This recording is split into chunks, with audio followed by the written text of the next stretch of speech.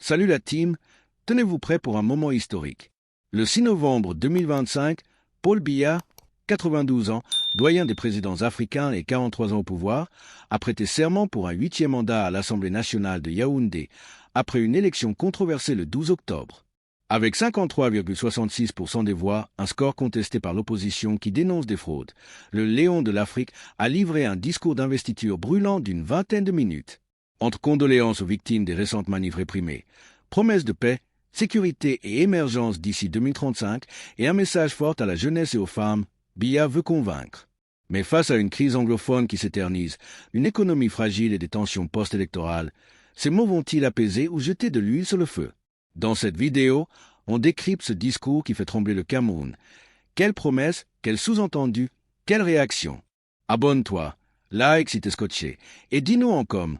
Biya peut-il encore surprendre? Où est sa fin d'une ère? Let's dive in. C'est chaud?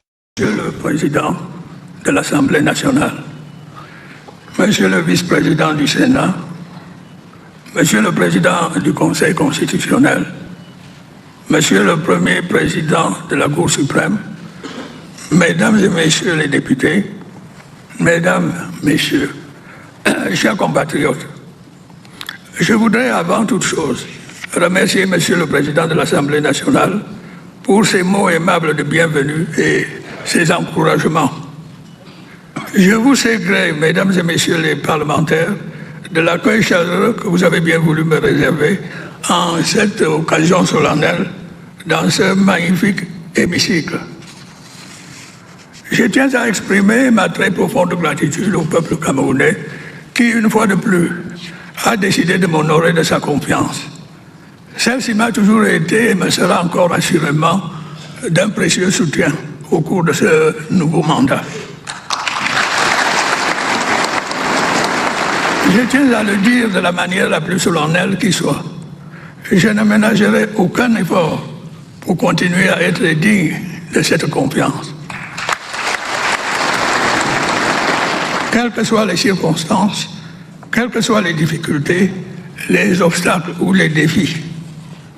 Tel est le sens du serment que je viens de prêter devant le peuple camerounais que vous représentez. Camerounaises, Camerounais, mes chers compatriotes, au moment de prendre mes fonctions, je mesure pleinement la gravité de la situation que traverse notre pays. Je mesure le nombre et l'acuité des défis auxquels nous sommes confrontés. Je mesure la profondeur des frustrations, l'ampleur des attentes. Je mesure l'importance des responsabilités qui vont être celles du président de la République. Je voudrais en cette occasion solennelle renouveler devant vous un engagement que j'ai déjà pris par le passé dans les mêmes circonstances. Celui de rester fidèle aux idéaux qui m'ont guidé depuis mon accession à la magistrature suprême. Celui de me consacrer entièrement à la mission sacrée que Dieu Tout-Puissant et le peuple camerounais souverain ont bien voulu me confier, celle d'œuvrer sans relâche à l'avènement d'un Cameroun uni, stable et prospère. Il s'agit, je le sais et vous le savez, d'une tâche lourde, mais il s'agit d'une tâche exaltante quand on a à cœur l'amour et les intérêts de son peuple. Cette tâche, mes chers compatriotes, n'est pas insurmontable, surtout lorsqu'on bénéficie du soutien indéfectible de son peuple. À chaque échéance électorale, vous me témoignez de ce soutien. Vous l'avez fait une fois de plus, de manière claire et incontestable, lors du scrutin du 12 octobre dernier. Camerounaises et Camerounais de l'intérieur comme de la diaspora, en ce jour où j'entame un nouveau mandat, de par la volonté de Dieu et du peuple camerounais souverain, je voudrais tendre la main à tous et à chacun. Nous devons ensemble jeter les bases d'un avenir encore plus prometteur pour notre cher et beau pays, notamment pour notre jeunesse. Nous avons certes beaucoup accompli, mais nous avons encore tant à réaliser ensemble pour nous-mêmes, mais aussi pour les générations futures. J'en appelle donc à l'union sacrée. Joignez-vous à moi pour que nous puissions ensemble, dans la paix et la concorde, relever les formidables défis auxquels notre pays est confronté. Je vous invite tous à prendre part à ce combat salutaire. Les joutes de l'élection présidentielle sont derrière nous. L'heure est désormais au rassemblement. Ce pays est notre patrimoine commun. C'est notre bien le plus précieux. Nous devons le construire, le solidifier, le moderniser et non le détruire. Assez de ces discours de haine qui inondent l'espace public et tout particulièrement les réseaux sociaux. Camerounaises, Camerounais, mes chers compatriotes, le projet de société dont je suis porteur vous a été exposé et expliqué de long en large pendant la campagne électorale qui vient de s'achever. À cette occasion, comme lors des consultations stratégiques qui se sont déroulées au palais de Yaoundé, mes équipes et moi-même avons également veillé à écouter les doléances des Camerounais vivant à l'intérieur du pays comme ceux vivant à l'extérieur. Nous avons entendu leurs préoccupations, leurs frustrations, leurs doléances, mais aussi leurs aspirations, leurs attentes, leurs espérances et leurs suggestions. Ces échanges féconds nous serviront assurément de boussole pour guider notre action présente et future. Camerounaises, Camerounais, mes chers compatriotes, ainsi que j'ai eu l'occasion de vous le dire, la situation des jeunes et des femmes sera au cœur de mon action tout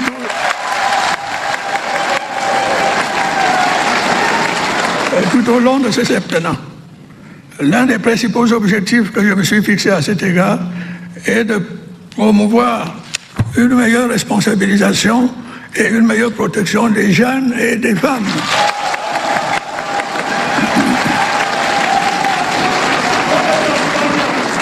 Ainsi que vous le savez, des efforts méritoires ont été déployés ces dernières années en faveur de la jeunesse, tels que la construction de nombreuses infrastructures scolaires et universitaires, la promotion de la scolarité des jeunes, la professionnalisation des enseignements, la création de nouvelles opportunités d'emploi en faveur des jeunes. Nous allons intensifier ces efforts en veillant à ce que les jeunes et les femmes bénéficient d'une protection accrue dans les milieux scolaires et professionnels, mais aussi en dehors de ceux-ci, pour pouvoir s'épanouir pleinement. Les métiers et autres activités attirant tout particulièrement les jeunes filles et les femmes bénéficieront d'un plus grand soutien de l'État, notamment au plan financier. Sur un autre plan, ayant été saisi à cet égard par les jeunes qui en étaient fort préoccupés, je viens d'ordonner la reprise des études doctorales dans les universités au cours de cette année académique. J'ai également décidé de la relance des concours d'entrée dans les écoles normales supérieures. Mes chers compatriotes, mesdames et messieurs, j'envisage de mettre en œuvre dès les premiers mois de ce septennat un plan spécial de promotion de l'emploi des jeunes dont les axes principaux seront les suivants. Premièrement, la mise en place de facilités administratives et fiscales pour les entreprises privées avec en contrepartie l'obligation pour celles-ci de recruter les jeunes. Deuxièmement, le renforcement des mécanismes d'encadrement et d'accompagnement des jeunes dans la conception, la mise en œuvre et le financement de leurs projets. Ceci se fera en liaison avec les banques locales et les bailleurs de fonds internationaux. Troisièmement, la promotion du développement d'entreprises dans les secteurs à fort potentiel de création d'emplois, à l'instar du numérique, des mines, de l'agriculture et des services. Quatrièmement, dès le prochain exercice budgétaire, une proportion du budget d'investissement de l'État sera consacrée à la réalisation de travaux à haute intensité de main-d'œuvre, au profit des jeunes sur toute l'étendue du territoire. Ceci se fera en lien avec les collectivités territoriales décentralisées et les associations. La réussite de ce plan sera facilitée, j'en suis persuadé, par le courage, l'ingéniosité et l'inventivité dont nos jeunes compatriotes savent si souvent faire preuve. Mes chers compatriotes, mesdames et messieurs, soucieux d'apporter des réponses appropriées aux préoccupations des populations, nous veillerons au cours de ce septennat à accélérer la réalisation des projets en cours dans différents secteurs stratégiques tels que l'énergie, l'hydraulique, les infrastructures routières et la santé publique. Il va sans dire que les efforts engagés dans la lutte contre la corruption seront intensifiés. Nous devrons également soumettre au Parlement certaines réformes permettant un fonctionnement plus efficient de l'État. Grâce à une adaptation de nos institutions aux exigences de notre environnement. Camerounaises, Camerounais, mes chers compatriotes, ainsi que vous le savez, notre pays est confronté depuis des années à un certain nombre de défis sécuritaires. Dans les régions du nord-ouest et du sud-ouest, mais aussi de l'extrême nord, des groupes terroristes, dont certains viennent de pays voisins, ont longtemps semé la mort et la destruction. Grâce à l'action efficace de nos forces de défense et de sécurité, dont je voudrais, une fois de plus, saluer le professionnalisme, de même qu'à l'engagement courageux de nos vaillantes populations, la situation générale s'est nettement améliorée. Les efforts de reconstruction menés par le gouvernement, avec le soutien de nos partenaires internationaux, consolident peu à peu un retour progressif à la normale. Ces efforts vont se poursuivre inlassablement. Et j'invite à cet égard les chefs traditionnels, les élites et les forces vives des régions affectées à s'engager plus avant dans la sensibilisation des membres des groupes armés afin qu'ils saisissent la main tendue du gouvernement et déposent les armes. Ce dialogue communautaire pourrait être mené en collaboration avec les autorités administratives et favoriser le retour de ces jeunes en déshérence vers leurs communautés respectives après leur nécessaire passage au sein du programme DDR. Je voudrais une fois de plus mettre en garde ceux des membres de ces groupes armés qui persisteront à poursuivre leurs activités criminelles contre les conséquences dramatiques de leur obstination. Je remercie les pays amis qui ont commencé à traquer et à traduire en justice les commanditaires de ces actes criminels qui se terrent sur leur territoire. J'encourage ceux de nos partenaires qui ne l'ont pas encore fait à leur emboîter le pas et agir contre ces terroristes. Ces terroristes qui incitent impunément à la violence contre nos innocentes populations à partir de leur pays. Le terrorisme est un fléau international qui doit être combattu vigoureusement partout où il montre son visage hideux.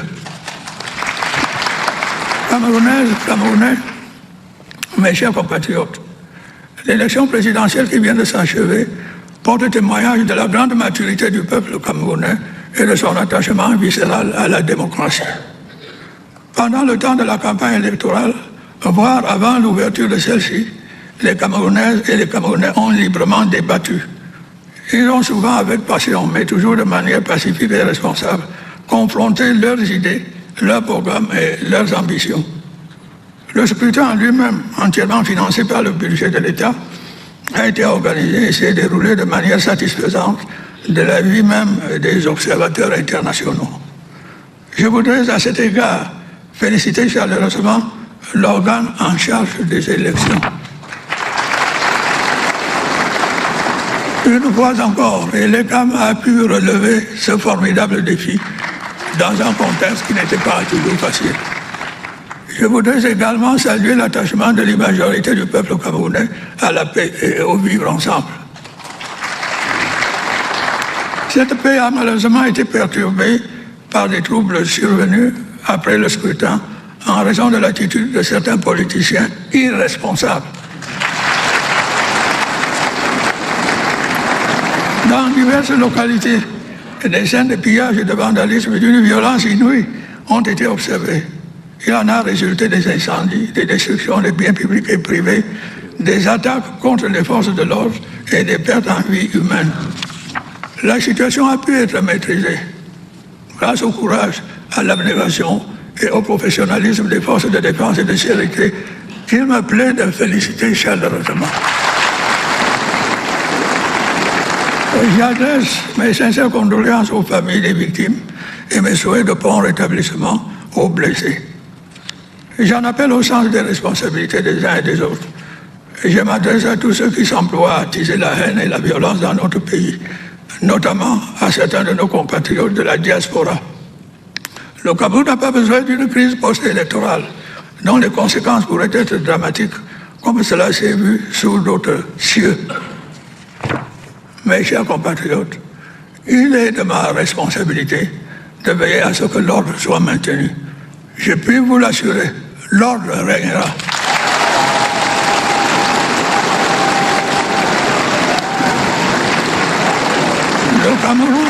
Le Cameroun continuera d'avancer. Vive la République, vive le Cameroun.